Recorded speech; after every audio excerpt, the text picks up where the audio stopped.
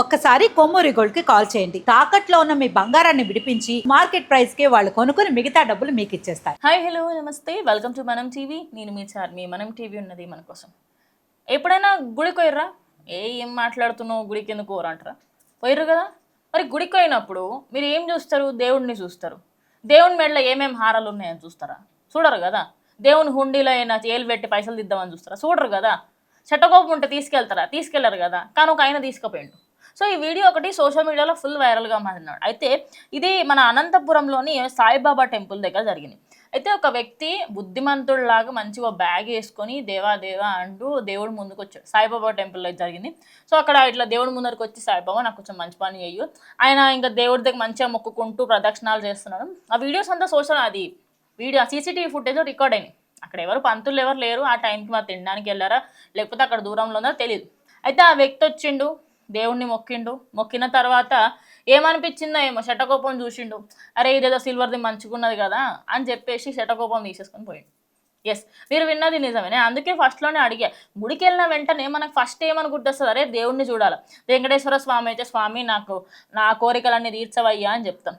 అదేవిధంగా అమ్మవారు అనుకోండి, అమ్మ నన్ను ఆరోగ్యం మంచిగా చూడమ్మా అని చెప్తాం. అవునా కాదు? మన కోరికలన్నీ చెప్పుకుంటాం, మన బాధలు చెప్పుకుంటాం. ఇంకా ఎక్కువ బాధ వస్తే ఆ గుళ్ళనే కూర్చొని ఏడ్చే దాకా. కానీ జనాలు ఎంత దిగజారిపోతున్నారంటే అంత దిగజారిపోతున్నారు. ఈ వ్యక్తి అక్కడ అప్పటి వరకు అంత మంచిగా తిరిగి ప్రదక్షిణాలు చేసి దేవునికి సంబంధించి దేవుడి దగ్గర మొక్కి అన్నీ చేసి శటకోపం ఎత్తుకెళ్ళిపోయాడు. ఇంత దారుణానికి దిగజాల్సిన అవసరం ఏమొచ్చింది? అసలు శటకోపంని ఎందుకు పెడతారు? స్వామివారి ఆశీస్సులు మనకు ఉండాలి అని పెడతారు. ఆ శటకోపంని తీసుకెళ్తే నీకు ఆశీస్సులు, అది ఇంట్లో పెట్టుకున్నంత మాత్రాన డబ్బుల ఆశీస్సులు ఏం రావు. అది ఆయన ఏంటంటే శటకోపం దొంగతనం చేస్తే డబ్బుల ఆశీస్సులు వస్తున్నాయి, రావు. అది పంతులు పెడితేనే వస్తాయి. ఆ బేసిక్ సెన్స్ నేర్చుకోండి. ఫస్ట్ అండ్ ఫార్మోస్ట్ థింగ్, గుడికి వెళ్ళాల్సింది తప్పులకు సంబంధించి నాకు క్షమించు దేవుడా అని మొరబెట్టుకోనికి, ఆడికెళ్ళి తప్పులు చేయమని కాదు. దేవుని గుడిలోనే మనం తప్పులు చేస్తే ఇంకా ఈ నార్మల్గా బయట మనం దానికి సంబంధించి ఎక్కడెళ్ళి తప్పులు అప్పచెప్తావు? మరి ఇప్పుడు గుడికి ఎందుకు పోతాం? ఏదైనా తప్పు చేస్తే స్వామి నాకు క్షమించు, ఇంకోసారి ఇలాంటి తప్పు జరగదు, లేకపోతే మన బాధలు చెప్పుకో. కానీ ఈయన అట్లా కాదు, శటకోపం ఎత్తుకెళ్ళడానికి వచ్చాడు.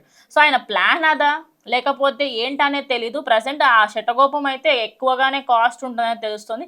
సో ఆ శటకోపంకి సంబంధించి ఆయన అదే ఏరియాలో ఉంటాడా ఏంటనేది తెలీదు. మంచి క్యాబ్ పెట్టుకొని ఆరామ్సే వచ్చిండు. హుండీ పక్కనే శటకోపం ఉంది. ఆ శటకోపం దగ్గరికి పోయి పైసలేని కోతున్నాడు అన్నట్టుగా పోయి తీసుకొని బ్యాగ్లో పెట్టేసుకొని పరారు. సో కొద్దిసేపు అయిన తర్వాత పంతులు వచ్చి, అరే శటకోపం ఎటుపోయింది, నేను ఎక్కడన్నా పెట్టానా అని చెప్పి నార్మల్గా సీసీటీవీ కెమెరా చూస్తే ఎట్టకేలకు నిజాలన్నీ బయటకు వచ్చి అనంతపురంలోని ఈ సాయిబాబా టెంపుల్లో అయితే జరిగిన ఈ ఘటన ప్రస్తుతం అనంతపురంలో చాలా మందికి సంబంధించి ఎందుకు ఇట్లా చేసి ఉన్నావు అని చెప్పాను. సో పోలీసులు దీని మీద దర్యాప్తు కొనసాగిస్తున్నారా, దొంగని ఖచ్చితంగా పట్టుకుంటామని కూడా చెప్తున్నారు. చూడాలి, మరి ఇలాంటి ఘటనలు చాలా జరుగుతూ ఉంటాయి. సో ఎప్పుడూ కూడా గుడిలో పోలీసులకి సంబంధించి కొంచెం వ్యవస్థ ఉండాలి అంటారు. అందుకే లేదు అంటే అక్కడ పంతులైనా ఎప్పుడు కూర్చొని ఉండాలి, లేదా ఇలాంటి దుర్మార్గాలు, ఇలాంటి దొంగలు ఏదో ఒకటి చేస్తుంటారు. సో ప్రజెంట్ అనంతపురంలో జరిగిన ఈ ఇన్సిడెంట్కి సంబంధించి మీరేమనుకున్నా కమెంట్ చేయండి. ఇది వాటి వీడియో. స్టే ట్యూన్డ్ టు మనం టీవీ.